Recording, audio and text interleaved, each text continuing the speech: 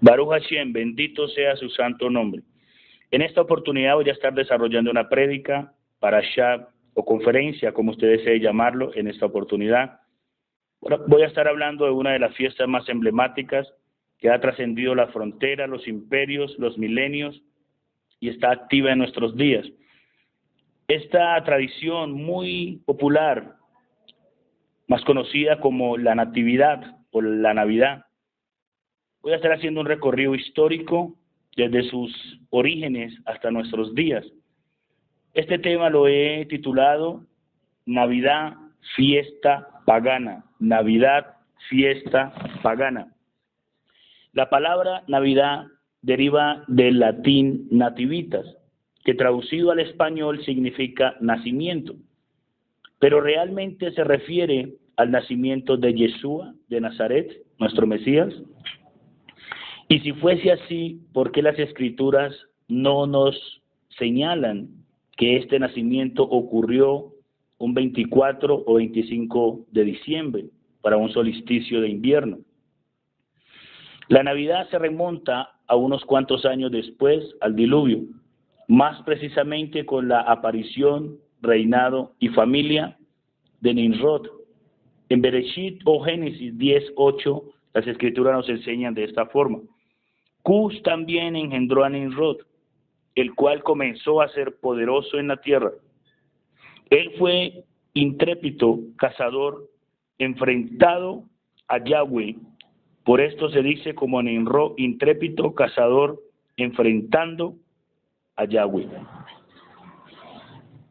Nimrod tenía su imperio en las planicies de Babilonia. Nimrod era hijo de Cus, nieto de Can. En Bereshit o Génesis 10:6 nos enseña que era bisnieto de Noé. Fue fundador de muchas ciudades, de muchas tradiciones religiosas e iniciador también de la Torre de Babel. Nimrod es el padre de la idolatría. Escuche bien, Nimrod es el padre de la idolatría, pues junto a su familia se denominaron dioses. Nimrod era hijo de Semiramis y Cus. Semiramis, según la leyenda, es la hija de una sirena llamada Atargatis, diosa de la fecundidad, y de Ada, el dios del trueno y de la flora, a veces llamado también en la escritura como Baal. Cuenta la leyenda, según la mitología babilónica, que luego de la muerte de Ada, Semiramis fue abandonada en el desierto por su madre y fue resguardada por unas palomas que le tuvieron misericordia. El nombre Semiramis significa paloma. Cus era hijo de Can, recuerda, sobre el cual recayó el que hay muchas hipótesis hablan que Can vio a Noé desnudo, pero en realidad, según unas fuentes rabínicas, lo que dicen es que Can pudo haber castrado a Noé. Por eso Noé, después del diluvio, nunca volvió a tener hijos. Y esa maldición tan fuerte que envió y recayó sobre Canaán. Quiero reiterar, el nombre Semiramis significa paloma.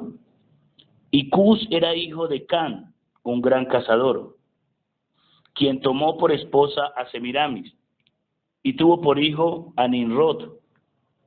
Este siguió los pasos de su padre como cazador. Eran feroces.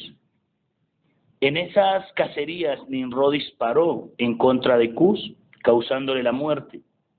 Y Nimrod tomó el cuerpo de Cus, su padre, y lo enterró debajo de un árbol para mantener la dinastía y el reinado. Nimrod tomó por esposa a Semiramis, su propia madre. Semiramis, tras la muerte de Cus, dirigió el ejército y se estableció como una diosa a quien nadie podía contradecir. Nimrod creció y fortaleció el imperio, iniciando la construcción de una obra que trascendería la historia, el cielo e incluso algún nuevo diluvio. Esta obra se conoce como la Torre de Babel. Nimrod había establecido un imperio alejado de Yahweh, del Dios verdadero, el Dios de Abraham, de Isaac y de Jacob. Todos los cultos eran en honor a él y a su madre, Semiramis, exigiendo incluso el sacrificio de niños. También creó un sistema religioso a partir de los movimientos del sol y de las estrellas. En estas celebraciones paganas estaba la conmemoración de su cumpleaños, en los cuales se adornaban árboles. Escuche bien y sígame con mucho cuidado. En una de estas celebraciones paganas estaba la conmemoración de su cumpleaños, en los cuales se adornaban árboles con oro y plata. El oro representa al sol aquí en esta fiesta pagana, y la plata representa a la luna, las cuales adornaban los árboles. Y los otros colores en forma de circunferencia que adornaban los árboles representan los planetas, representan también los días de la semana y representan también los testículos del dios egipcio Atis, en los cuales se adornaban estos árboles con este tipo de elementos para los solsticios de invierno. Nimrod recibió la profecía en aquel entonces que había nacido un niño que sería más poderoso que él y que llevaría la luz del verdadero Elohim, el Elohim de Israel, al mundo. Ese niño es Abraham Avinu, nuestro padre Abraham. Abraham conoció a Nimrod, y también en uno de los libros o literatura rabínica, el libro de Yatzar o Haser, en el capítulo 27, verso 7, según las fuentes rabínicas, dice que Esaú acechó a Nimrod y lo decapitó, enviando todas las partes de su cuerpo por todo su imperio. Quien asesinó a Nimrod, según esta fuente rabínica de este libro deuterocanónico en la teología cristiana, nos enseña que Esaú fue el que acechó a Nimrod y lo decapitó y envió todas las partes de su cuerpo por todo su imperio. Tras la muerte de Nimrod, Semiramis estaba en graves problemas, pues estaba embarazada, así que tomó las partes de su esposo e hijo, las unió y dijo que había vuelto a la vida, ascendiendo al cielo como el dios Sol, y que su espíritu la había embarazado mediante los rayos del sol. Además, que de su tumba nació un árbol que siempre estaba verde y que daba buena suerte a quien lo visitara. Semiramis consolidó el mito de su embarazo solar y la celebración del cumpleaños del rey Nimrod usando árboles. Siempre se usaban árboles, convirtiéndolo en el dios Sol. El hijo de esta relación se llamó Tamuz.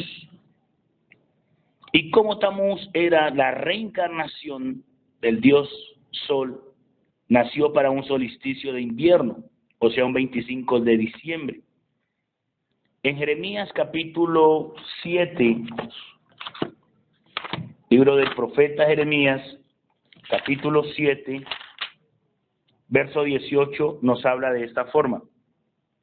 Los hijos recogen la leña, los padres encienden fuego, y las mujeres preparan la masa para hacer tortas, en honor de la reina de los cielos. Y para provocarme a ira, derraman libaciones a dioses extranjeros. Ahora pase un momentico al capítulo 44 de Jeremías. Capítulo 44 del profeta Jeremías, 44:17.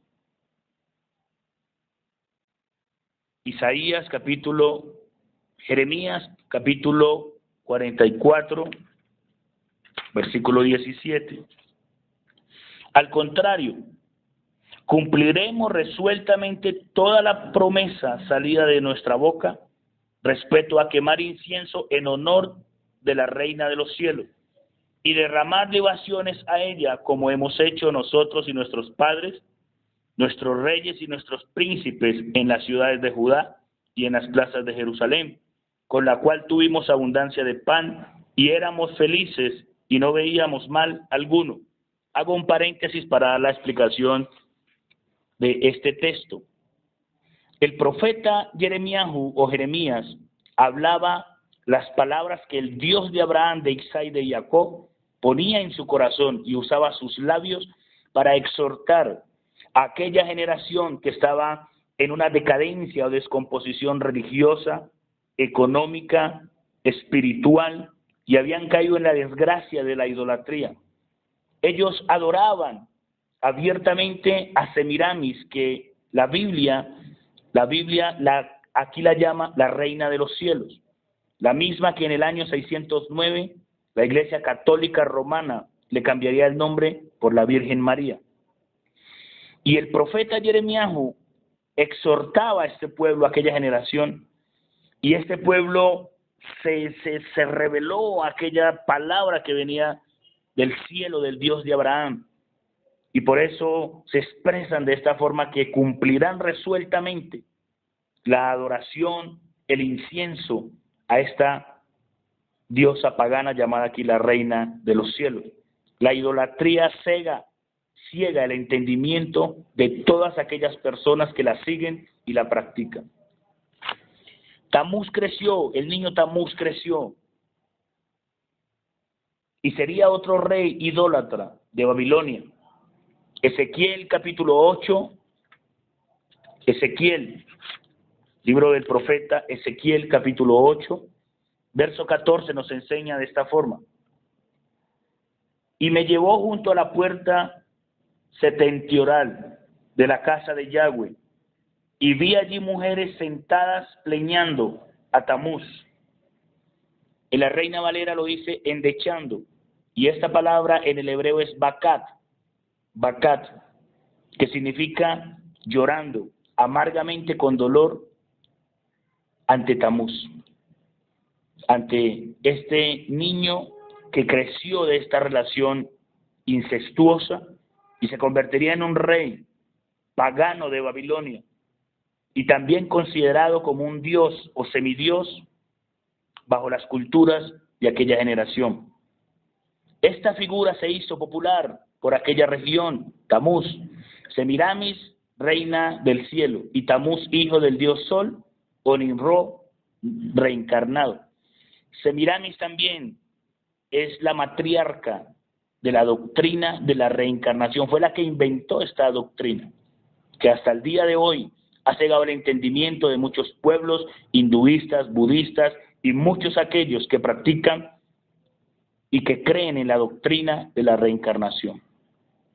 Los habitantes de Babilonia, tras la muerte de Nimrod, levantaron un recordatorio cerca de la tumba de su gran rey y dios Nimrod, recordatorio que aún hoy sobrevive en las ciudades de todo el mundo.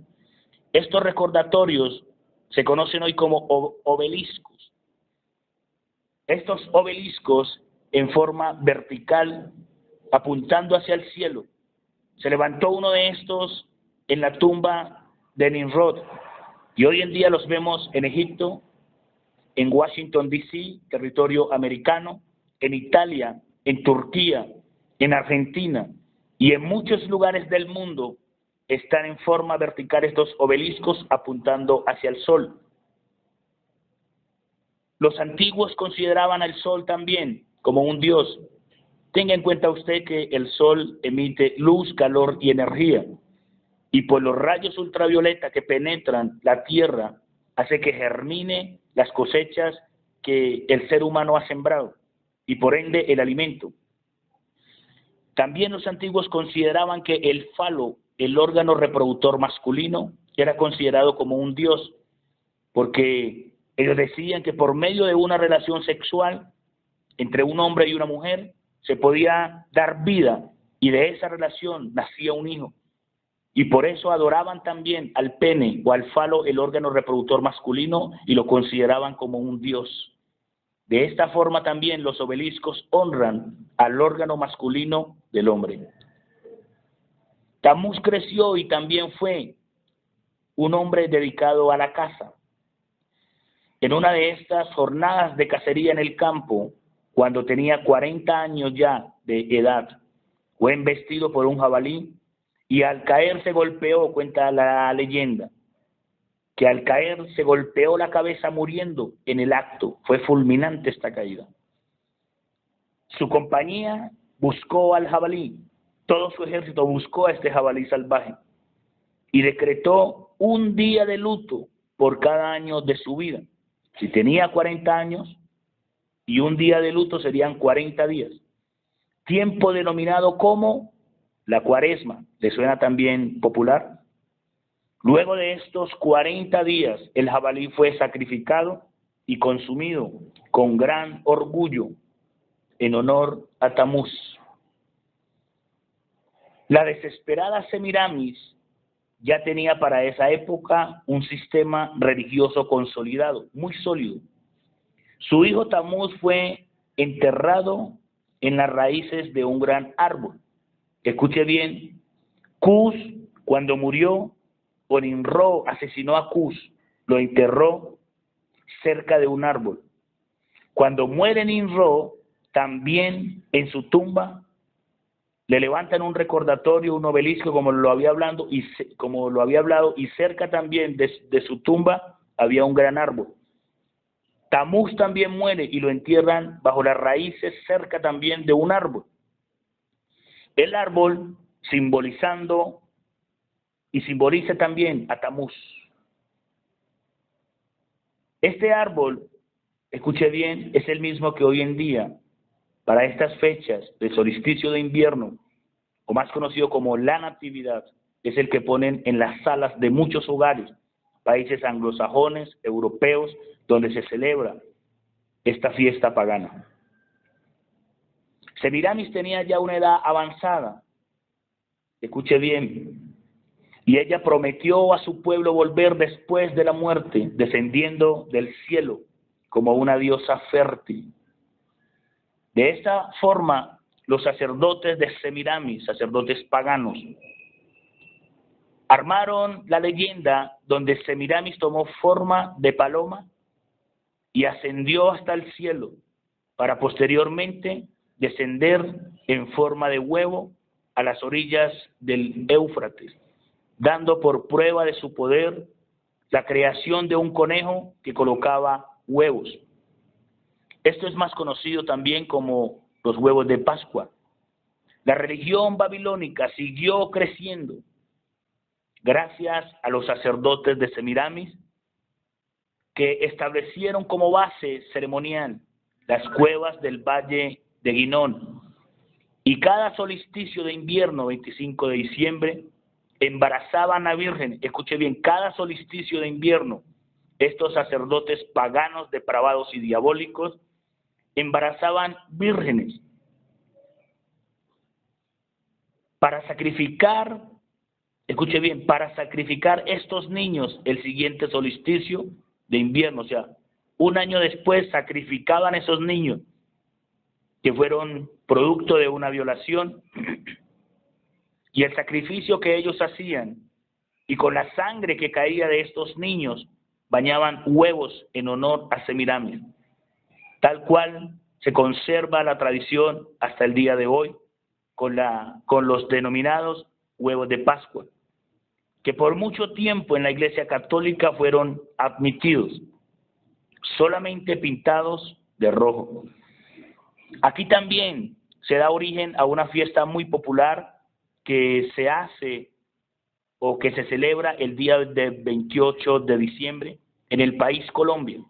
Se celebra el Día de los Inocentes, pero no se refiere a los inocentes, a las personas adultas que cogen desprevenidas para hacerles una broma. El trasfondo del Día del Inocente es en honor al recordatorio de todos estos niños puros, santos, inocentes, que eran sacrificados en honor a esta diosa pagana Semiramis. Este también sería el primer sistema religioso que le da origen a la Trinidad satánica. Escuche bien y sígame con mucho cuidado. Así como está el Padre, el Hijo y el Espíritu Santo, Trinidad celestial, también el diablo quiso torcer y ha distorsionado esta Trinidad y ha cautivado las mentes, los corazones de muchos pueblos y ha retorcido esta Trinidad formando trinidades paganas o diabólicas. Y vamos a empezar a ahondar en este tema. Así como está el Padre, el Hijo y el Espíritu Santo, así también Satanás consolidó su Trinidad satánica con Satanás, su hijo el anticristo y el falso profeta. Y así también consolidó y metió en la cabeza y en los corazones de los pueblos como Trinidad satánica a Nimrod, a Tamuz y a Semiramis. Esta Trinidad satánica trascendería las fronteras, cautivaría también los diferentes imperios que se levantarían después de la caída de Babilonia, y hasta nuestros días esta Trinidad satánica está vigente. Escúcheme bien y sígueme aquí con mucho cuidado. Este sistema religioso que le da el origen a la Trinidad satánica, raíz que fue engendrada a cada uno de los habitantes de esta parte del mundo y llevada a los rincones del planeta luego de la destrucción de la Torre de Babel. Después de que viene la confusión de las lenguas en la Torre de Babel, se dispersan los pueblos y cada uno con el que le entendía el otro idioma se fueron esparciendo y fueron haciendo tribus con los que se entendían después de la confusión de la Torre de Babel.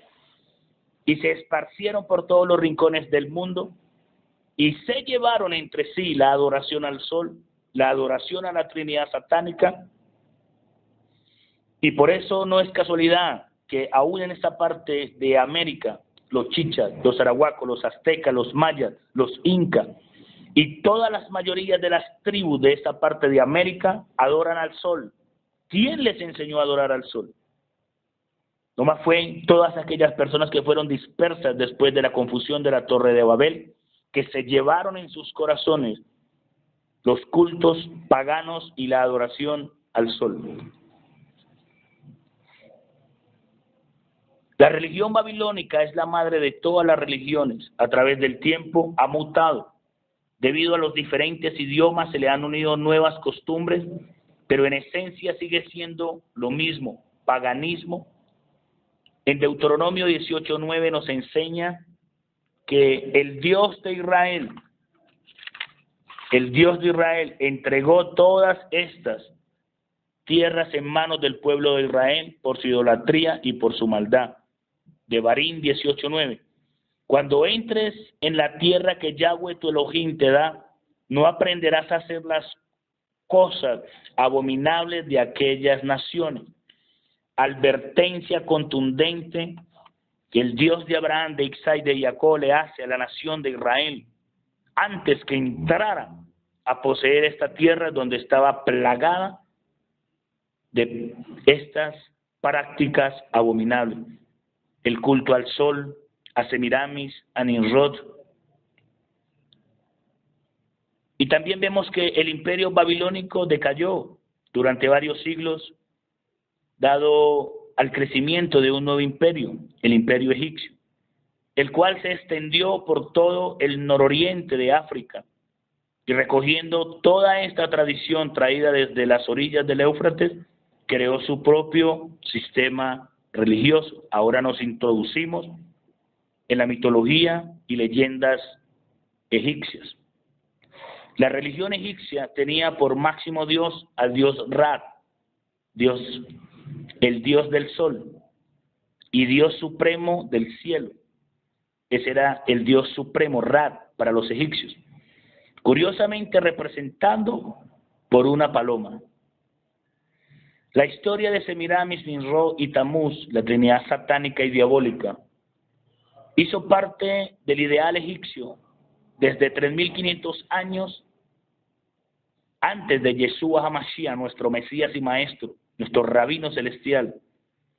Los nombres fueron modificados de las lenguas arcadias a babilónicas, al egipcio antiguo, pasando a llamarse, escuche bien, ya no Semiramis, Nimrod y Tamuz, sino que ahora en la lengua egipcia antigua se llamarían Isis, Horus y Osiris. El mito de Osiris, según la mitología egipcia, valga la redundancia, el mal encarnado con el nombre de Set asesinó a un antiguo rey de Egipto llamado Osiris. Entonces su viuda Isis recuperó su cuerpo en pedazos y concibió un hijo con él, llamándolo Horus. Horus creció y se convirtió en el emperador de Egipto, y se le representaba como un niño en los brazos. ¿Le suena familiar esta figura o esta representación?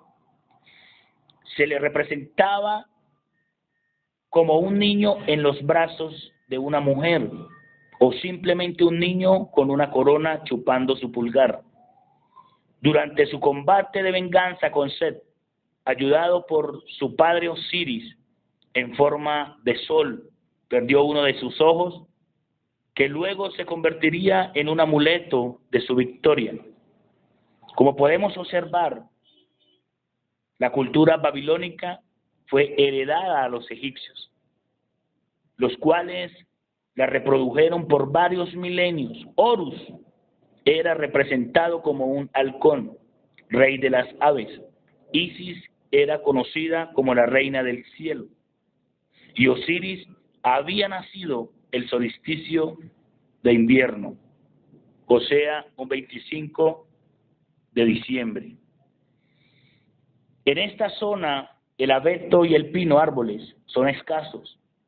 Cada solsticio ponían cerca de sus dioses palmeras adornadas con cadenas de colores, prendas de oro y con particulares bases de colores o bolas de colores que representaban los testículos de Atis, como se los había dicho hace un momento, un dios egipcio que se autocastró por su amor desmedido por Isis, quien no le correspondía. También se decía que durante la batalla de Horus castró a Set, y este fue símbolo del triunfo del bien sobre el mal. Los egipcios decoraban sus pirámides, obeliscos y demás construcciones con jeroglíficos que mostraban la decoración de las palmeras ceremoniales y la historia de cómo éste resguardaba al niño faraón, niño Dios. Recuerda que el faraón para los egipcios era considerado como un dios, y más los primogénitos. Por eso, cuando nace Moshe o Moisés, el nacimiento de Moisés empezó con la muerte de los primogénitos de los hebreos, y a la salida de Misraim o Egipto a la cabeza de Moisés, la última de las plagas que el Eterno envió fue la muerte de los primogénitos egipcios, considerados como dioses. Finalmente, el faraón era considerado no solamente como un dios cualquiera, sino el hijo del dios del sol. Una vez más, esta inocente tradición para muchos trascendió fronteras, llegando hasta el suelo persa. Después que el imperio egipto cae, ahora sigue en el imperio persa. Allí fue el primer lugar del mundo donde públicamente se aceptaron dogmas de otras creencias como parte del día a día. Así el emperador Ciro y sus sucesores llevaron por el mundo un mensaje de libertad de culto. Los persas acabaron los imperios babilónicos y asirios, asumiendo sus creencias, entre ellas las relacionadas con Nimrod, al que ahora llamarían ya no Nimrod, sino Zaratustra o Zoroastro. Este era llamado el iluminado del sol, un pensador y reformista, creando el mazdeísmo y de la Avesta. El Avesta es la literatura sagrada de este movimiento, de esta secta de los mazdeístas. Los persas también adoraban los árboles frondosos y su religión era básicamente un culto acumulado de la adoración babilónica del sol. El sistema religioso persa se unió con el sistema indio y con el sistema jónico y fenicio, dando orígenes a unas nuevas creencias.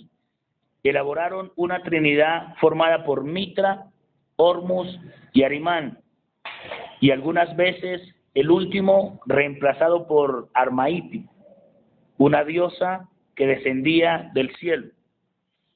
Aquí los persas no llamarían Semiramis, Ninro y Tamuz, sino que la creencia de la Trinidad satánica se llamaría aquí ya ahora Mitra, Hormuz y Arimán. Y así siguió trascendiendo las fronteras, los imperios, esta tradición o esta fiesta pagana. Hormuz era considerado como creador no creado para los persas. Arimán, dios destructor, y Mitra, hijo del dios Sol, era considerado como un mini dios. Una particularidad que tiene el dios Mitra, que después pasaría a ser adorado también por los romanos, cuenta la leyenda que los dioses le dieron un gorro y lo enviaron a la tierra, y ese gorro le servía de distintivo para los demás humanos. Y ese gorro, en las imágenes que usted está viendo, es el mismo gorro que se utiliza para la Navidad. El mismo gorro o la misma particularidad que usa la máxima autoridad del Vaticano, o sea, el Papa, la mitra papal que usa para esta oportunidad o para estas fechas sería Jorge Mario Bergoglio, más conocido como Francisco, el Papa Francisco. La mitra papal que usa él y el gorro de Navidad es en honor al dios Mitra, que adoraban también los romanos. Luego seguirían los griegos. Los griegos conquistaron la cultura persa bajo el mando de Alejandro Magno. Él, con su ambición de unir a todo el mundo, continuó expandiéndose, mezclando la religión persa con la filosofía griega, más algunas costumbres indias, rituales egipcios e ideales hebreos. Este hizo un sincretismo terrible. Los griegos aceptaron. Los griegos aceptaron, escuche bien, la religión persa, rescatando algunos principios babilónicos. Tenía también una trinidad, los griegos. Ya no se llamarían Nimrod, Semiramis y Tamuz, sino que ahora esta trinidad para el pueblo griego sería Zeus, Atena y Apolos. La filosofía griega consolidaría todas las áreas del pensamiento humano, desde las matemáticas, la geografía, la biología, la enseñanza, también la psicología. Los griegos colonizaron todo el mundo con sus ideas y no con sus armas. Su ejército cayó a manos de los macabeos en el primer Hanukkah. Ya he hablado ampliamente de esta fiesta, no es el tema ahorita. Zeus, hijo del dios Sol para los griegos, el indestructible dios del rayo y de la justicia, el cual había tomado muchas veces forma humana cuando se realizó la traducción del Nuevo Testamento, el nombre de Yeshua HaMashiach fue mezclado con el de este Dios. Lo mismo que sus imágenes fueron llamadas, en vez de Zeus, pasó a llamarse Jesús. Y quiero hacer una explicación aquí bastante profunda. Según las leyes de todos los países aquí en la tierra y en el diccionario de la Real Española, el nombre de una persona no se puede transliterar en ninguna parte del mundo. Y si hoy en día podemos reconocer también a los primeros filósofos por su nombre, como fueron cuáles: Anaximandro, Anaxímenes, Parménides, se les llama también por su nombre a los filósofos socráticos. ¿Cuáles son estos? Sócrates, Platón y Aristóteles. Se les conoce por su nombre a los grandes conquistadores como Alejandro Magno, Napoleón Bonaparte. Se les llama por su nombre también a los emperadores y tiranos como Augusto César, Julio César. Se le conoce también por su nombre a todos estos emperadores romanos, tiranos como Nerón, como Diocleciano. También se le llama, escuche bien, a la explicación que voy a dar a continuación, que es de vital importancia, por su nombre a todos aquellos que aportaron y que de una u otra forma han dejado huella en el mundo. Hombres tiranos como Benito Mussolini en Italia, Stalin en Alemania, Papadot en el África, Muammar Gaddafi en Libia, Saddam Hussein en Irak, Fidel Castro en Cuba, Hugo Chávez en Venezuela. Se le llama por su nombre también a los creadores de movimientos como el marxismo, a ateos como Federico Nietzsche, hombres también que aportaron como Sigmund Freud, y todos aquellos emblemáticos, hasta el día de hoy se les llama por su nombre. Pero al único personaje que no se le llama por su nombre en hebreo como debería de llamársele es a nuestro Mesías. El término más adecuado para referirse a Jesucristo de Nazaret, el término más adecuado es Yeshua HaMashiach. Porque si el nombre de alguna persona, de ninguna persona, no se puede transliterar, porque el nombre de nuestro Mesías sí se le ha cambiado. Y usted tenga en cuenta que Jesús en hebreo significa caballo encerrado y está mezclado con el nombre de este dios pagano, Zeus y Esous. Sus imágenes también fueron mezcladas y Roma fue la causante de esta desgracia y alteró así también el léxico y el lenguaje santo de todos aquellos que seguimos al Dios de Israel y que creemos en el sacrificio del Mesías, Yeshua HaMashiach, en la cruz del Calvario, hace más de 2000 años, el cual derramó su sangre por toda la humanidad y prometiéndonos y dándonos la salvación por gracia y ofreciéndonos una vida eterna en la Nueva Jerusalén. Quería dar esa explicación, espero sea de gran ayuda para usted. Apolo, hijo del dios Zeus, tenía semejanza en muchas cosas a su padre y muchas veces se le consideró su reencarnación. De igual forma, es una copia del mito de Mitra. Incluso los griegos del siglo III lo llaman Helios, dios del sol. Atena también, conocida como Atena, reina del cielo, de la sabiduría, de la guerra, hija y esposa de Zeus, la Trinidad para los griegos. Los griegos tenían rituales hacia los árboles e incluso llegaron a considerar que cortar los árboles frondosos era de mala suerte. Muchos de sus carnavales, que la palabra carnaval significa carne a Baal, al dios pagano, terminaban en orgías bajo la sombra de estos árboles. Eso hacían los griegos. Luego de la caída del imperio griego, este pasó a ser parte del Imperio Romano, el cual tenía un sistema religioso más amable y aceptaba las tradiciones de todos los pueblos, renombrándolos, tomando a sus dioses y uniendo sus fiestas con las de otros y otras culturas de manera muy amable.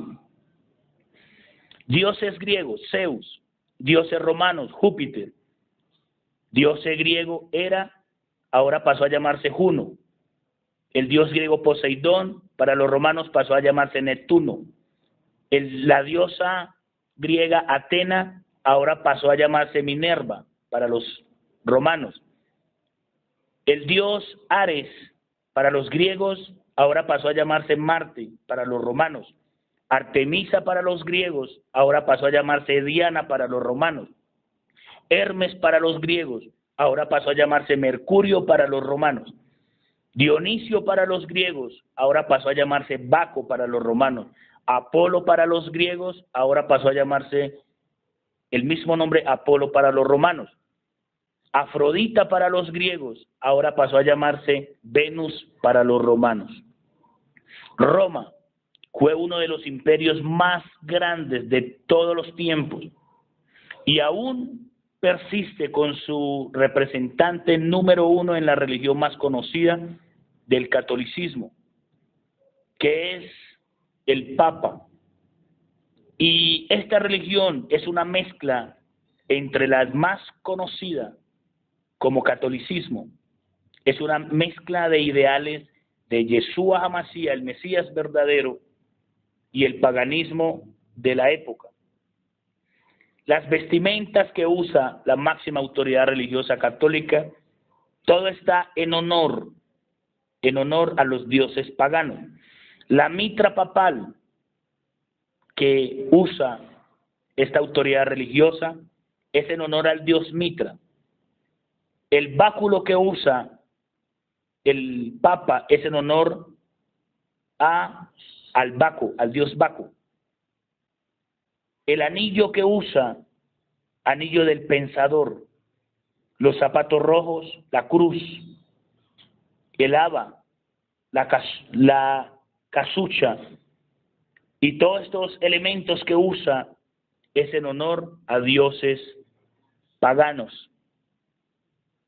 Los romanos, al aceptar todos los ritos, incluso algunas ideas de Yeshua, armaron la religión más grande de todos los tiempos, con vestigios de todas las culturas antiguas. Esto se le conoce teológicamente como sincretismo. Lo que vemos claramente reflejado en la vestimenta del Papa, que contiene guiños a cada una de las culturas anteriores a los romanos. Hago un paréntesis y doy la explicación. Por motivo de tiempo no puedo explicar puntualmente cada una de sus vestimentas, pero en las imágenes de la diapositiva que usted está escuchando esta prédica, puede detener y ahí está cada uno su significado y con su nombre para su conocimiento. Escuche bien. Aquí no solo los romanos adornaban a un tipo de árboles, sino que para cada árbol había un dios y se decoraban con cuerpos o cabezas de sus enemigos muertos en guerra. Los romanos consideraron a los árboles fuente de vida, el dios Sol reencarnado, y continuaron celebrando cultos en su honor y en honor a la diosa o reina del cielo. Doy la explicación. En una de las fiestas más tradicionales del Imperio Romano, conocido como las Saturnales o Saturnalias romanas, esto fue oficializado en el 217 a.C. Los romanos, en las Saturnalias, para los solsticios de inviernos, hacían banquetes, se emborrachaban, hacían orgías, y era una fiesta en honor a Saturno, el dios romano. Y esta fiesta duraba 8 días, empezaba del 17 de diciembre y terminaba con el 25, el nacimiento del sol. Y en una de estas fiestas ellos encendían antorchas, prendían velas y hacían toda clase de inmoralidad, cosa que fue heredada y se hace lo mismo en nuestros días. Y una de las costumbres que ellos tenían también cuando crecieron como imperio era que adornaban en las ramas de los árboles, lo decoraban con las cabezas de sus enemigos.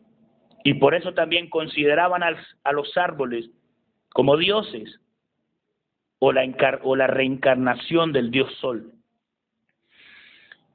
Ahora pasamos a el Imperio Romano decayó política y administrativamente. Los germanos invadieron Roma, la quemaron y vencieron al ejército rojo. Pero los germanos ya traían en sus tradiciones la adoración hacia el dios Sol. Las similitudes con Nimrod siguieron dentro de esta cultura. Son notorias. No solo es un hombre fuerte para la guerra, sino que también lo acompaña un jabalí, el mismo animal que mató a Tamuz. Luego de los hermanos,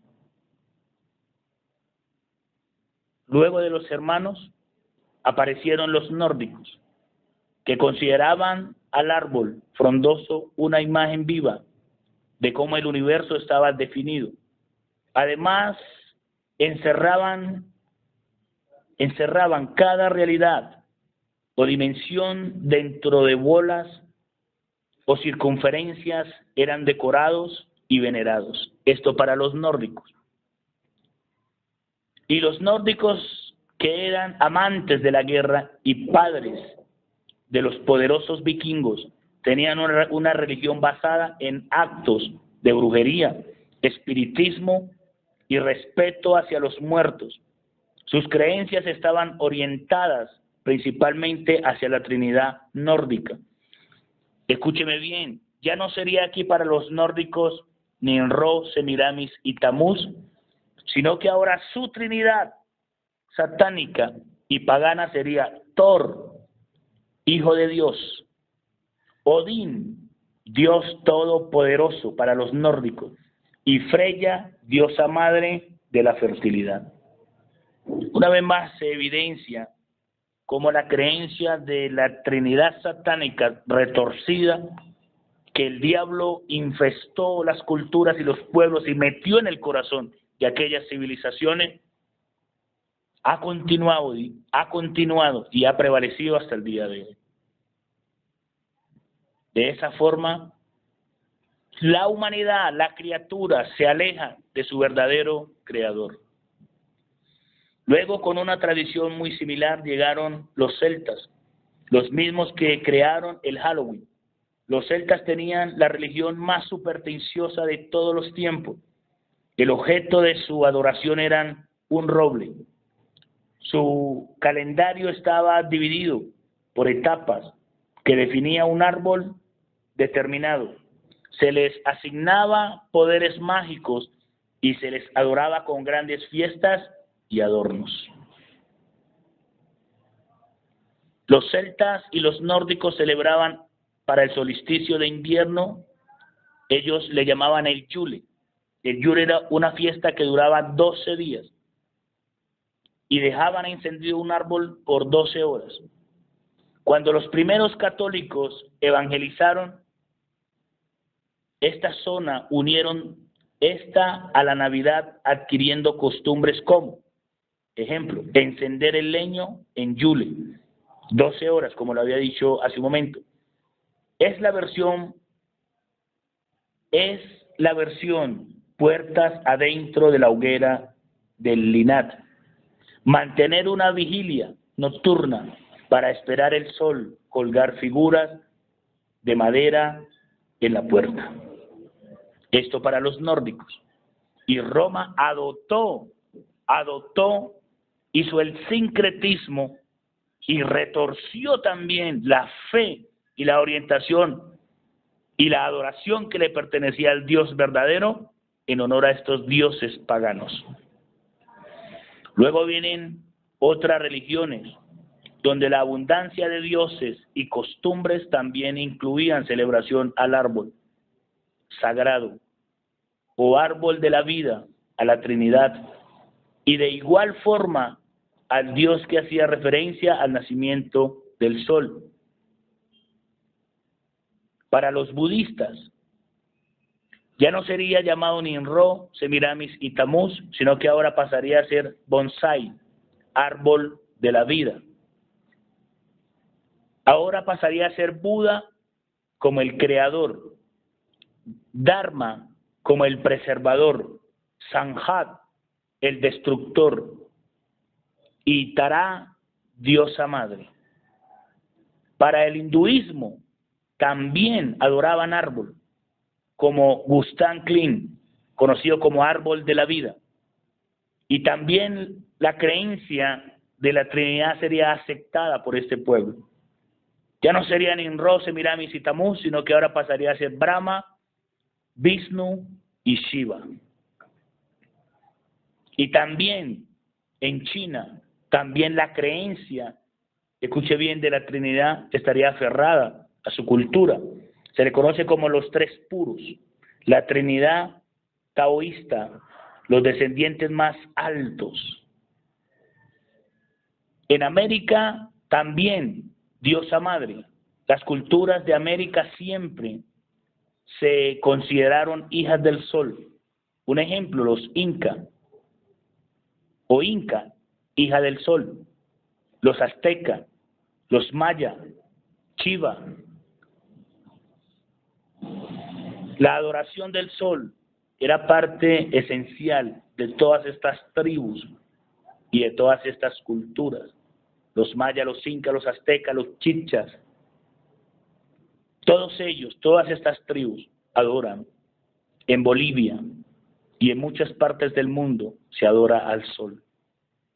La primera preocupación por la celebración de Navidad surgió en el año 221 después de Yeshua, cuando unos teólogos egipcios llegaron a la conclusión que el nacimiento de Yeshua habría sido cerca del 20. Así los cálculos siguieron y en la obra del 6 de julio se popularizó que el nacimiento había sido el 25 de diciembre. Y para el concilio de Nicea en el 325, la iglesia de Alejandría la fijó definitivamente como decreto que Yeshua HaMashiach había nacido para un 25 de diciembre. Helena, la madre de Constantino, también sería una pieza clave para aportar y ayudar a fijar que el nacimiento de Yeshua sería para un 25 de diciembre, cosa que es imposible, porque en Lucas capítulo 2, del 1 al 5, nos enseña y nos habla del censo que hubo en Israel, y cómo tanto José y María, que eran descendientes de Judá, subieron y fueron a su ciudad de nacimiento a ser censados. Y en Lucas capítulo 2:8 nos habla que en ese tiempo para Israel, o cuando es solsticio de invierno en Israel, está cayendo nieve. Mateo 2:11 también nos habla que los pastores, cuando nace nuestro Mesías, los pastores estaban a campo abierto con sus ovejas. Era imposible que los pastores estuvieran a las afueras o a campo abierto cuando estaba cayendo nieve. Lucas capítulo 2, verso 1 al 5 nos habla de esta forma. En aquellos días aconteció que se promulgó un edicto de parte de César Augusto para que toda la tierra habitada fuera empadronada. Primer censo que ocurrió siendo Cirenio gobernador de Siria. E iban todos a registrarse, cada uno a su ciudad. José subió pues de Galilea a la ciudad de Nazaret, a Judea, a la ciudad de David, llamada Belén en hebreo, o Belén, por cuanto era de la casa y familia de David, para ser inscrito junto con Miriam, en hebreo, o María, su esposa, la cual estaba encinta. Y nos habla aquí escuche bien, nos habla aquí en Lucas 2:8. Y habían pastores en aquella región, posando a campo abierto, guardando por turnos la vigilia de la noche sobre sus rebaños.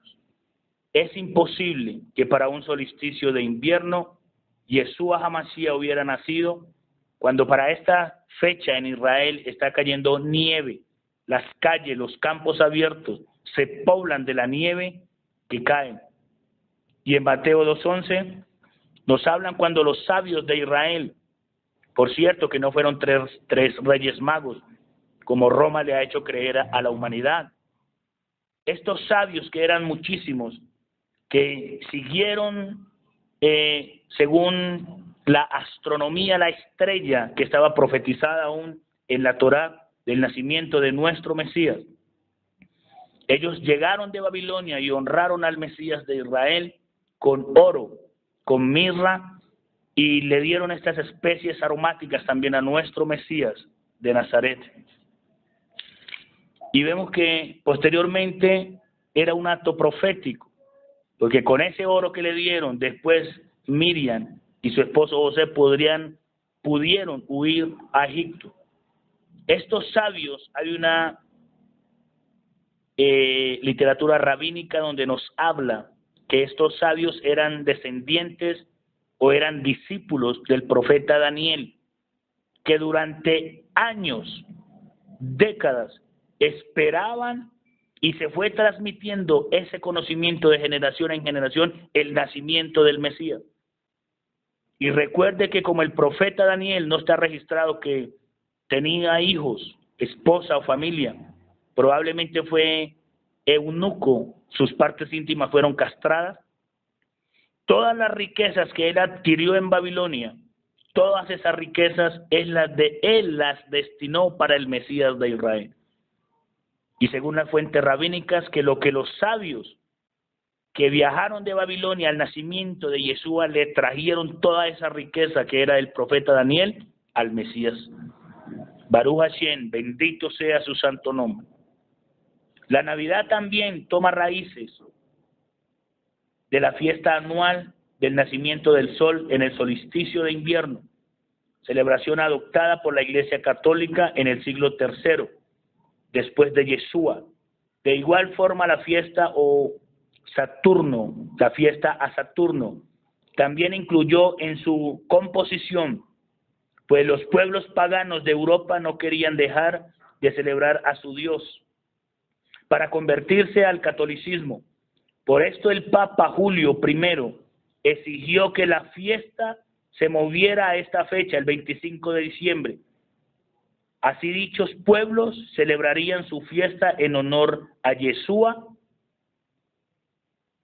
y ellos seguirían honrando a su dios pagano Saturno. La Iglesia Católica tomó todos los dogmas de todas las religiones existentes en la faz de la tierra y dio a luz un sistema terrible que lo acobijaba todo. El único pueblo que nunca se quiso unir a este fin fueron los hebreos, quienes fueron perseguidos, asesinados, censurados, obligados a dejar sus costumbres, pero los que sobrevivieron las guardaron hasta nuestros días. Escuche bien,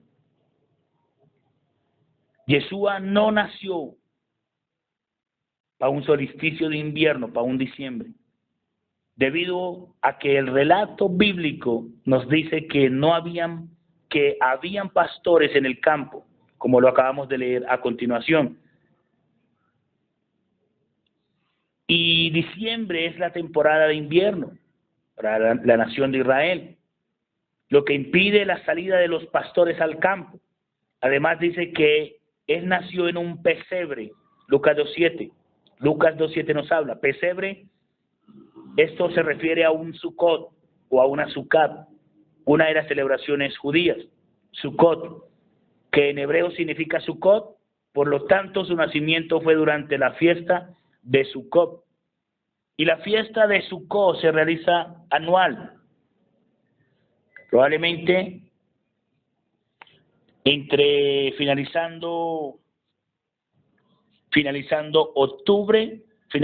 septiembre, perdón, y a mediados de octubre.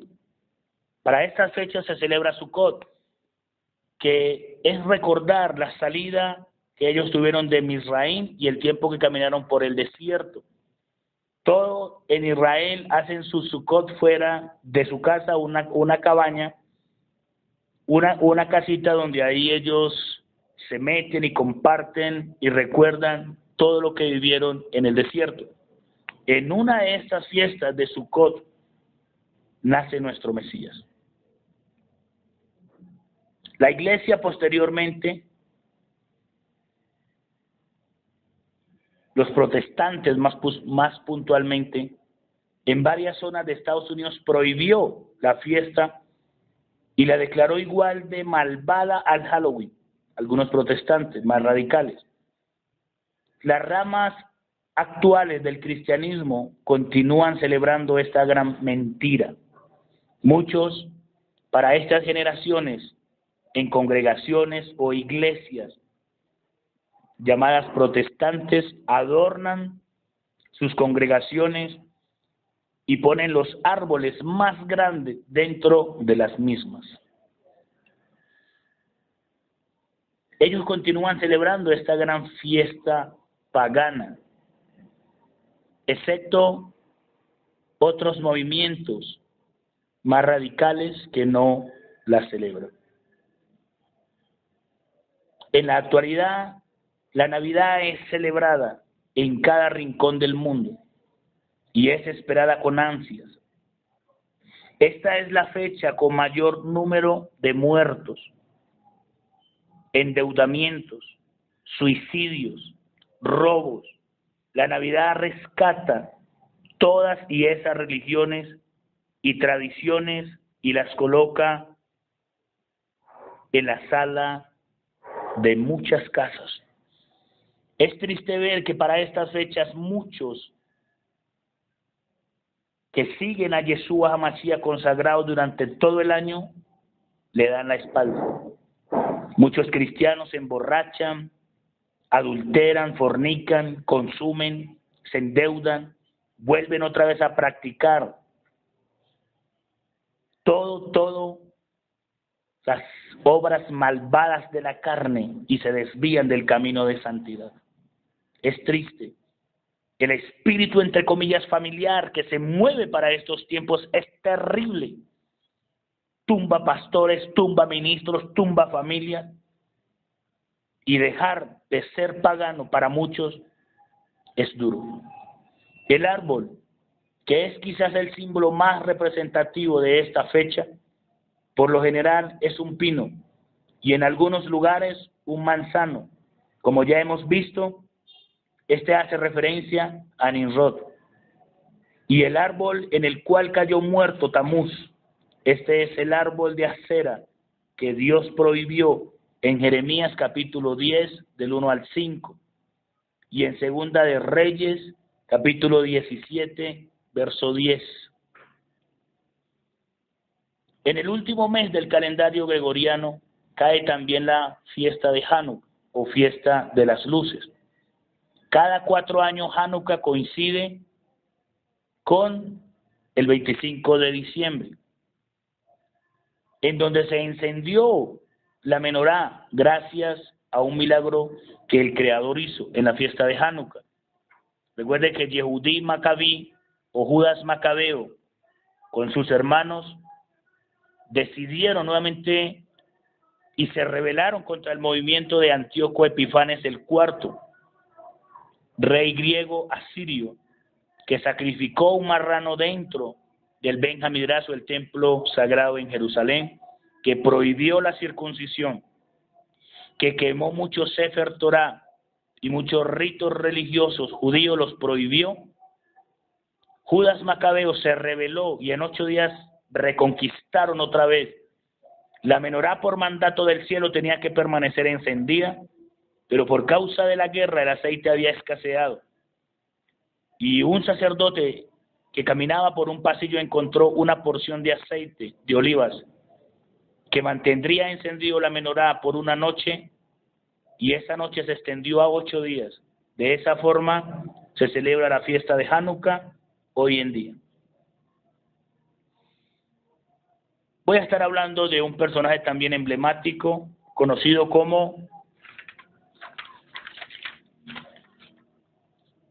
conocido este personaje en muchos pueblos como Papá Noel.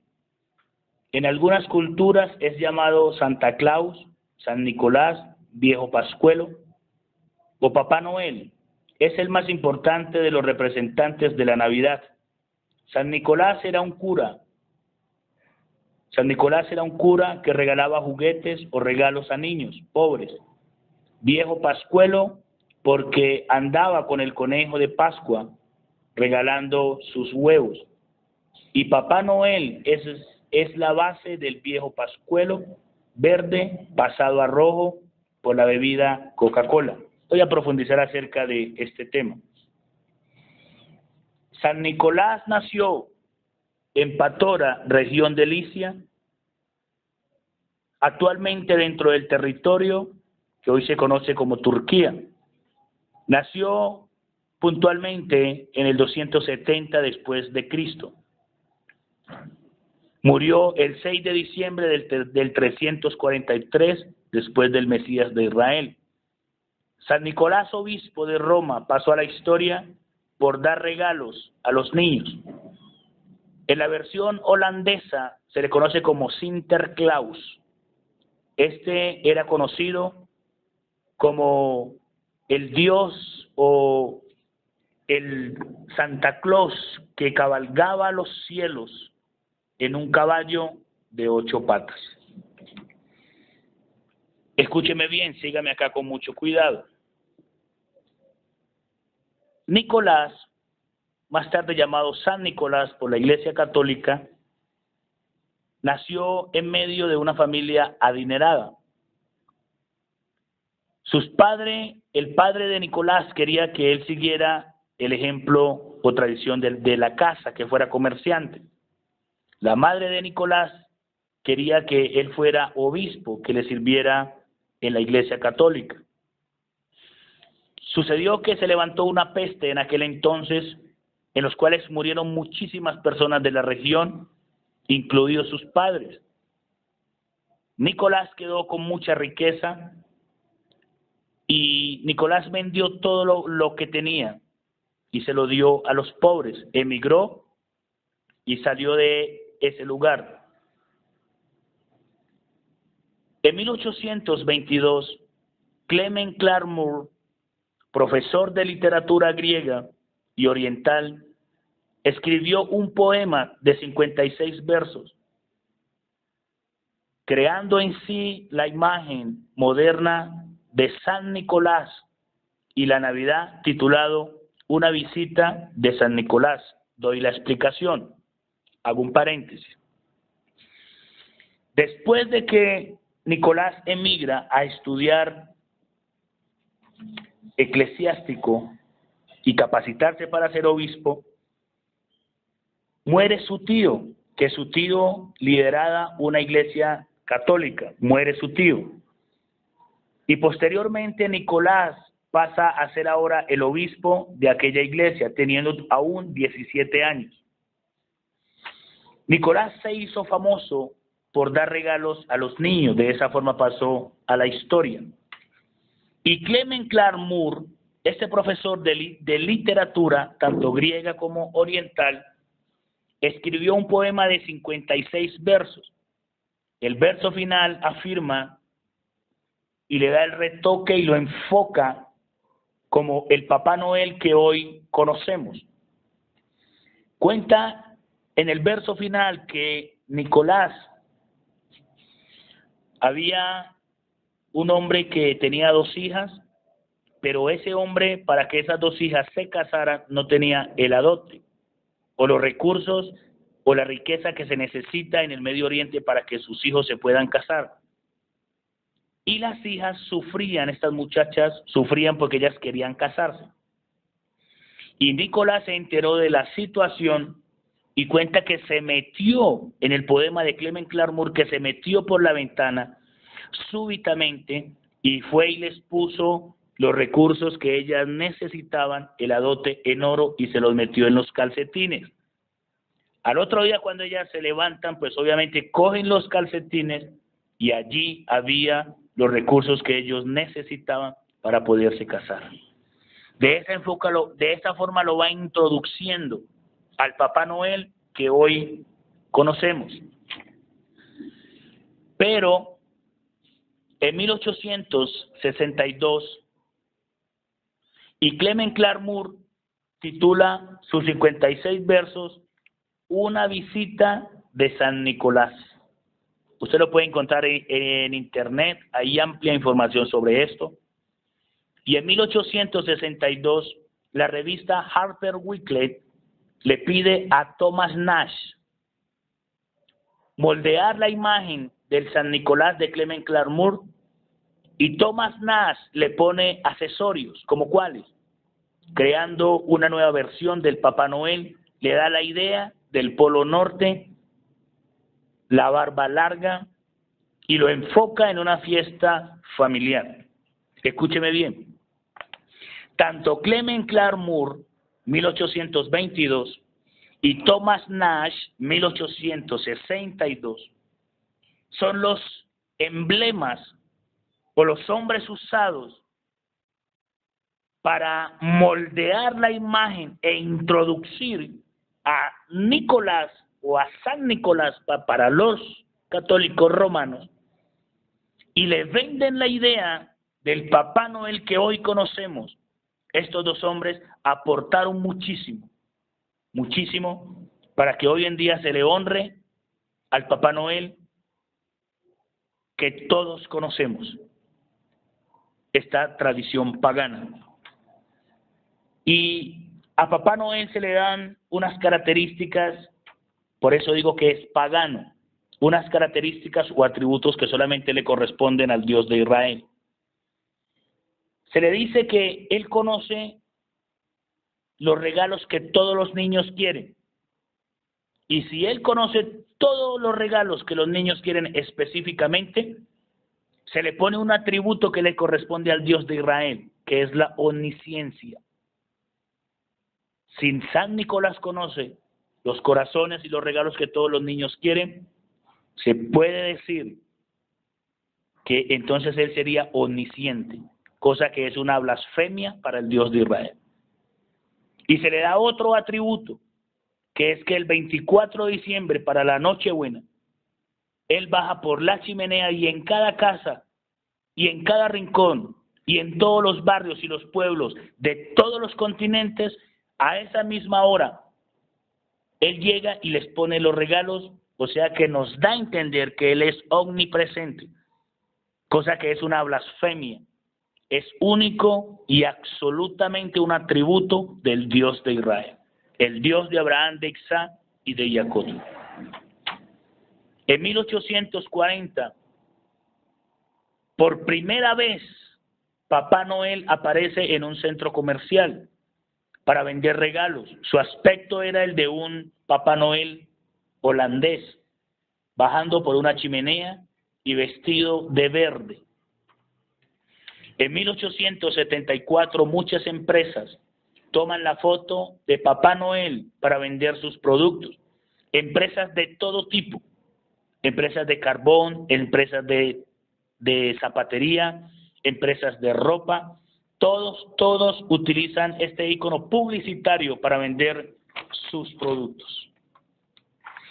En 1931, la agencia de publicidad de Coca-Cola encargó al dibujante Haddon Sundblom. El objetivo era crear un personaje entre lo simbólico y lo real, la personificación del espíritu navideño.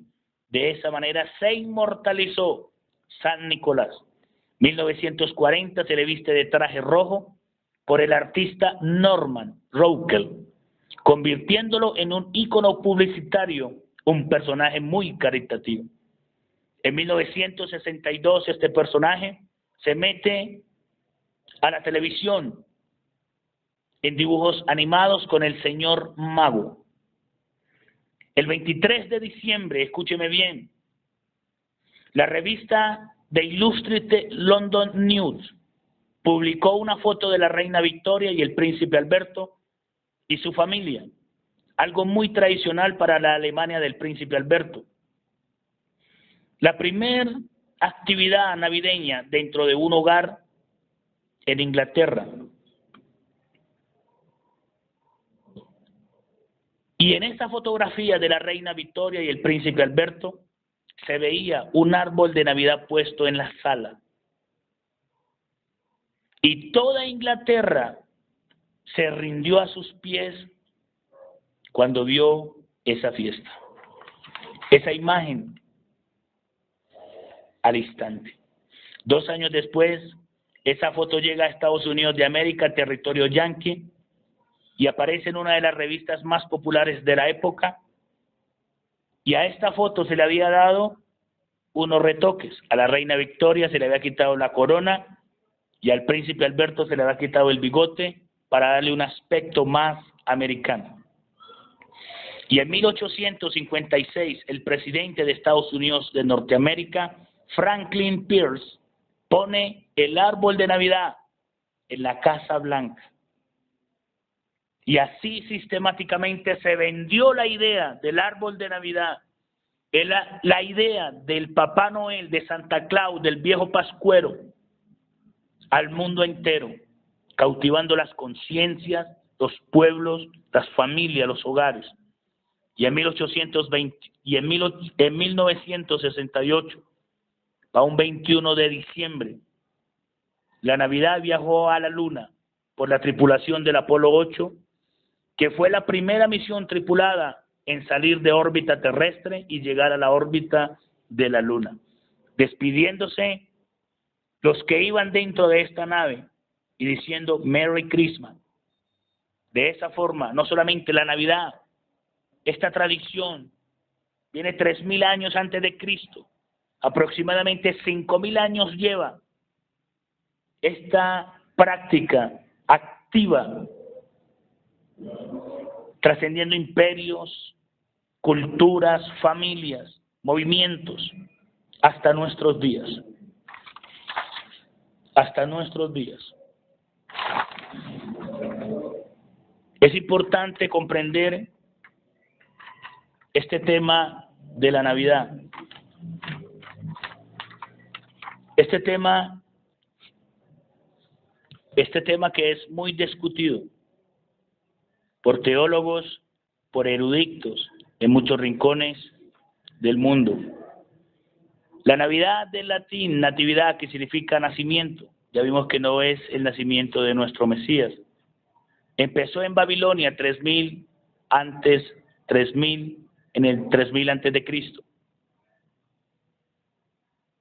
Y vemos que Nimrod nació para un equinoccio de invierno, Tamuz nació para un equinoccio de invierno, que la adoración a los árboles fue un edicto que Semiramis emitió hacia los pueblos, que para el cumpleaños de Tamuz y el cumpleaños de Nimrod, todos los de su pueblo tenían que poner en las salas de su casa un árbol. Y eso tenía que ir acompañado de banquetes, de comida, de festín y todo tipo de vejámenes.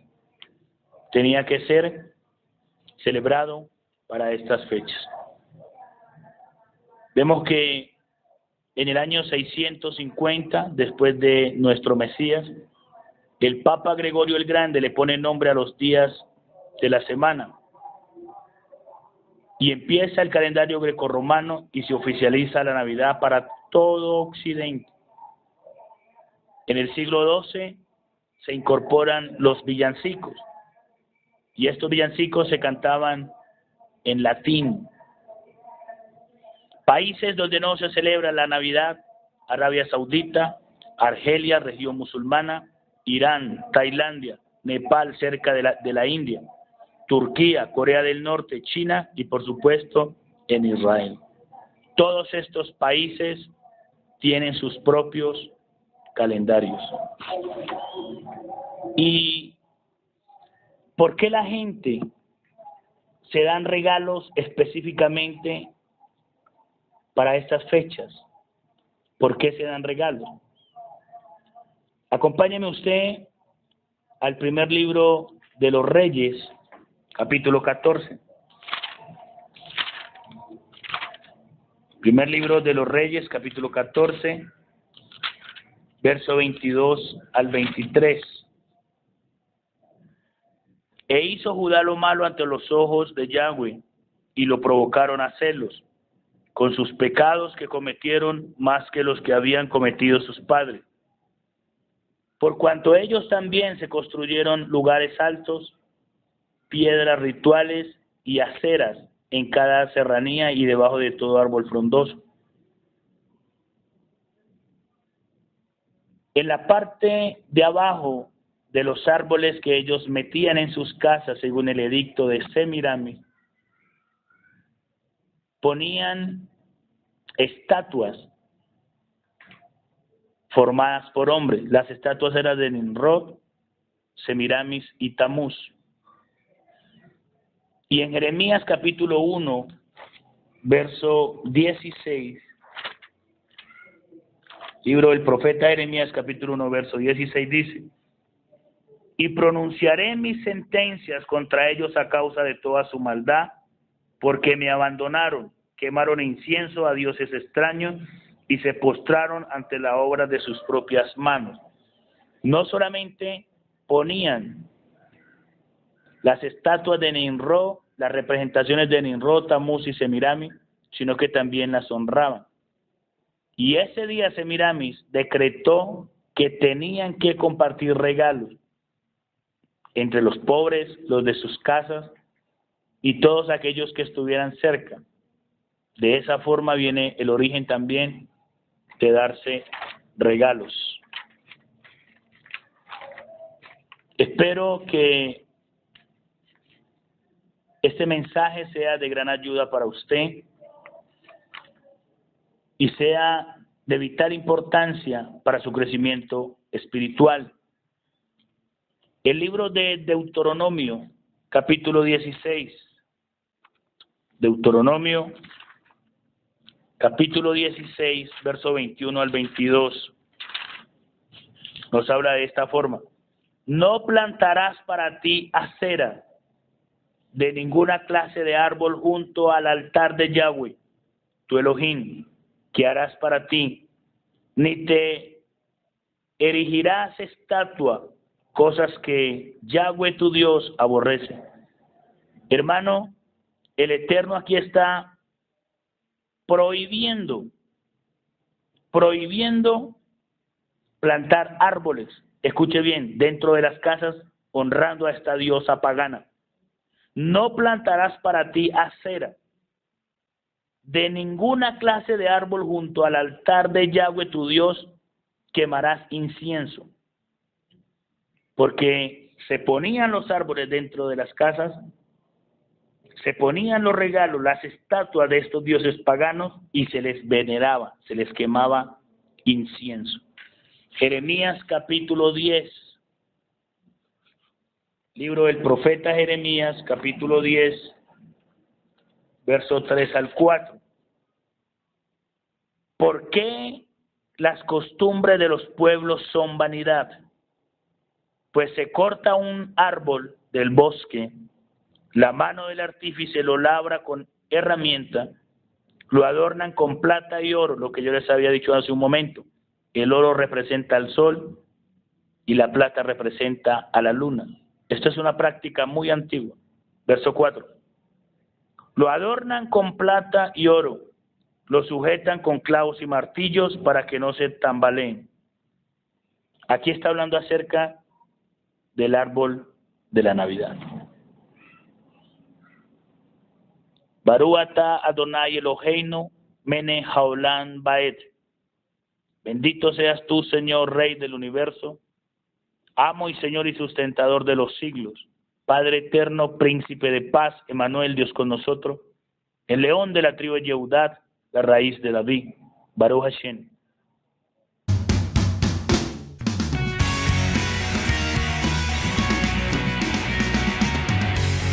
El origen de los dioses y el verdadero significado de la Navidad. El fundador de Babilonia, de acuerdo con textos antiguos y la leyenda, fue Nimrod, que reinaba con su esposa, la reina Semiramis. Nimrod fue descrito como un tirano muy poderoso y uno de los gigantes.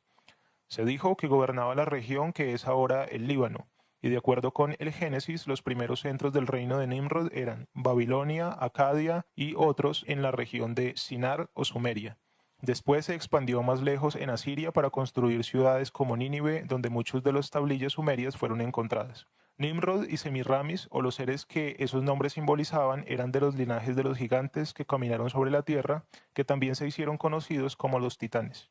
Esta raza de gigantes se decía que han sido descendientes de Noé, el padre de Nimrod. En el texto de Génesis era Cush, también conocido como Bel o Belus, que era el nieto de Noé e hijo de Am o Cam. Cush se hizo conocido como la deidad Hermes, que significa hijo de Am, o Kem significa el quemado, y podría haber estado relacionado con la adoración del sol. Una gran red de deidades surgió de Babilonia y su conexión con Egipto. Nimrod y Semiramis han permanecido como las deidades clave hasta el día de hoy, bajo muchos diferentes nombres y símbolos. Nimrod fue simbolizado como un pez y la reina Semiramis como un pez y una paloma. Nimrod era el dios pez Dagón, que fue retratado como mitad hombre, mitad pez, el cual era adorado por los filisteos. El nombre de Semiramis fue desarrollado de la más temprana deidad india, Sami Rama Ishi o Semiramis. Semiramis fue llamada la reina del cielo, también Rea, la madre virgen de los dioses, y a veces conocida como la gran madre tierra. También era venerada bajo el nombre de Astarte, Astarot o Astoret. A Nimrod le fue dado el título de Baal, de Lord, el Señor, y Semiramis era Baalti, My Lady, mi dama. El término latín para mi dama es Mea Domina, que en su forma italiana se hizo Madonna. Nimrod fue representado en un papel doble de Dios el Padre y Ninus, el hijo de Semiramis.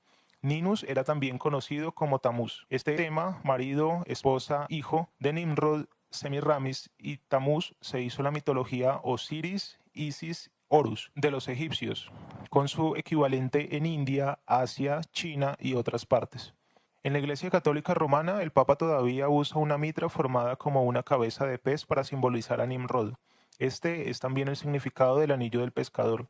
El trono de San Pedro en el Vaticano se afirmó que era una reliquia sagrada, pero en 1968 fue expuesto por una comisión científica como siendo no más viejo que del siglo IV. Más significativamente, de acuerdo a la Enciclopedia Católica, es que está decorado por 12 láminas, retratando las 12 labores de Hércules. Esta misma obra afirma que Hércules era otro nombre para Nimrod, antes de volverse una deidad de los griegos. En 1825, el Papa León VII autorizó la producción de una medalla de jubileo y retrataba a una mujer en una pose que era evidente simbolismo de la reina Semiramis. A los sacerdotes babilónicos les era exigido comer algunas de sus ofertas de sacrificio, y por tanto la palabra para sacerdote, canabal, se volvió el término para comer carne humana, caníbal. Moloch o Milcom era el nombre para Nimrod Tamuz. Tam significa perfeccionar y Mus significa quemar. El simbolismo de Tamuz Moloch, presente en los rituales de quemar niños vivos en honor a esta deidad, sorprendentemente todavía continúan hoy. Estas deidades de todo el mundo pueden parecer ser un maremoto insondable de nombres, pero son abrumadoramente diferentes nombres para las mismas dos figuras. Otra deidad extensamente usada en el satanismo para el sacrificio de niños hoy es Cronos, el rey de los cíclopes en la leyenda griega. Era conocido como el constructor de torres, y es casi indudablemente otra versión de Nimrod, el constructor de la torre de Babel. Estos linajes, Nimrod, Semiramis y Tamuz, están involucrados en tan indescriptibles rituales y prácticas hoy. Cuando ustedes siguen a estos linajes a través de la historia, se dan cuenta que usan los mismos rituales y sacrificios a las mismas deidades, justo hasta el día actual. La Torre de Babel, edificada en la tierra de Sinar, lugar donde Nimrod y Semiramis comenzaron su reino, según algunas leyendas antiguas, esta pareja tomó la iniciativa de la construcción de la torre, la que convirtió en señal inconfundible de la idolatría y la soberbia humana. Desde 3000 años o más antes de Cristo en adelante, ya se encontraban en lugares remotos de la Tierra agrupaciones de seres humanos, algunos con organizaciones y economías bastante desarrolladas.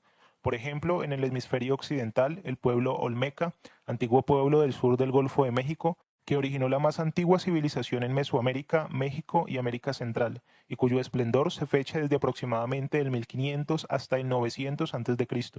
Los mayas datan desde 1500 a.C., los incas desde 1100 años antes de Cristo. ¿Cómo explicar la intrigante similitud entre las pirámides de Babilonia y Egipto con las de Centroamérica y Sudamérica, separadas estas segundas de las primeras por miles de kilómetros de mares y tierras? Ahora bien, Navidad proviene de la palabra latina nativitas, natividad, que significa nacimiento y se refiere particularmente al nacimiento de Cristo, que es celebrado cada 25 de diciembre. Sin embargo, en ninguna parte de la Biblia se menciona la fecha del nacimiento de Jesús. La fiesta de Navidad fue reconocida 300 años después de Cristo, cuando el emperador Constantino permitió el cristianismo en el Imperio Romano. Después de haber sido perseguidor por el imperio desde tiempos de Nerón, porque la fecha había encontrado popularidad entre los romanos cristianos al tratarse de la fecha del Renacimiento. El dios de los romanos era Mitra, otro nombre dado a Nimrod, dios a quien celebraban su nacimiento el 25 de diciembre, día del solsticio de invierno. También esta fecha en la antigüedad conmemoraba el nacimiento de Tamuz, hijo de la diosa Semiramis, la cual había concebido de los rayos del sol, y siendo su hijo la reencarnación de Nimrod, el nacimiento del niño dios Tamuz. Desde esa época, las celebraciones del imperio se empezaron a reemplazar por las celebraciones cristianas. La fiesta cristiana de la Navidad parece haber sido trasladada hacia el año 330, en tiempos de Constantino. El 25 de diciembre, con ello, se quería significar a Cristo como el verdadero Sol Invictus, según los ritos y celebraciones paganas de los romanos.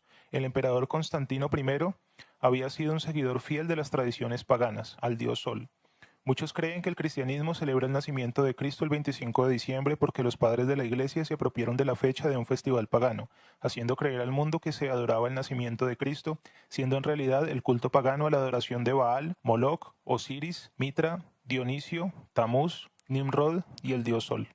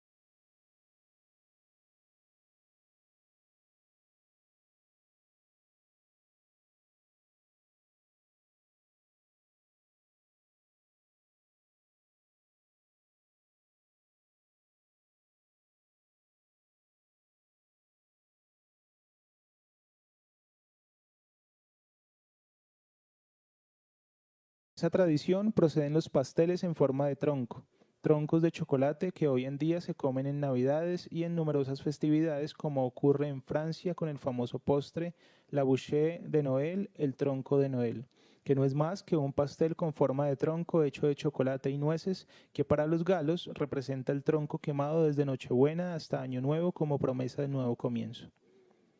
Como puede verse, el Yule o la fiesta de Yule contiene ritos y significados que poco o nada tienen que ver con la actual festividad navideña, pero en la que podemos distinguir claramente el origen del famoso árbol de Navidad. Los celtas acostumbraban a adornar los árboles desnudos y cuyas hojas ya habían caído casi en su totalidad, con guirnaldas y lazos, con la firme creencia de que así lo protegerían del frío invierno y lo ayudaban a recobrar fuerzas para retoñar en primavera, como símbolo de renacimiento y prosperidad. De aquí nace la tradición de adornar un árbol navideño con sus luces y guirnaldas. En el Yule actual se apagan viejas luces y se encienden otras nuevas para simbolizar el renacimiento y los buenos deseos para el año próximo. A partir del tronco de este árbol que arde la noche del 21 de diciembre desde el atardecer hasta el alba, a partir de la llama del hogar, rodeada por aquellos seres queridos más cercanos. También existen varias tesis que dicen que a menudo en esta festividad de Yule el pueblo celta encendía fuegos menores o antorchas. En la actualidad encendemos velas, por lo que se encontraban lejos, sabiendo que allá donde estuvieran, una llama hermana les respondería bajo el manto gélido de los cielos. Es más, la costumbre que tenían los celtas de colgar ofrendas de las ramas del rey roble destinadas a sus dioses paganos y las antorchas que encendían para representar las almas de sus seres queridos muertos el año anterior, evolucionó en la tradición navideña de poner los regalos a los pies del árbol de Navidad y encender sus luces. En esta festividad, muchas sociedades paganas y movimientos druídicos modernos han rescatado y propuesto numerosos rituales e incluso comidas específicas para degustar en esta fecha tan especial en las que predominan las nueces, manzanas, peras o panes y galletas con nueces. Las bebidas, en cambio, a proponer suelen ser infusiones de distintas hierbas, por ejemplo, el té de jengibre, supongo que por tener propiedades fundamentalmente digestivas. La tradición católica retomó esta fiesta pagana utilizándola y haciéndola más o menos coincidir con el día del supuesto nacimiento de Jesús, con la clara intención de asimilar esta festividad con la suya y erradicar todo culto pagano. Seguro que más de uno está pensando, si los celtas escogían un roble para adornarlo y adorarlo, ¿por qué nosotros adornamos un abeto y lo designamos como el árbol de Navidad por excelencia? Resulta que uno de los religiosos más activos hacia el siglo VIII, San Bonifacio, llamado el apóstol de Germania, se encontró con los rituales por estas fechas que realizaban los paganos alrededor del roble. No hace falta decir que los ritos paganos no le hicieron ni pizca de gracia, así que el católico no se propuso acabar con estos ritos a toda costa. Para ello cortó el árbol, y lo que nació en ese mismo lugar fue un abeto. Hay otra versión que es la más lógica, que dice que el roble, al talarlo, cayó sobre un abeto, pero este quedó milagrosamente intacto. Como consecuencia, Bonifacio proclamó el abeto como el árbol del niño Jesús. Así fue como el abeto se convirtió en el árbol de Navidad para contrarrestar los ritos del roble. De esta manera nacieron poco a poco las costumbres que hoy en día engloban lo que muchos llamamos Navidad. No olvides suscribirte y darle me gusta al video y deja tu comentario.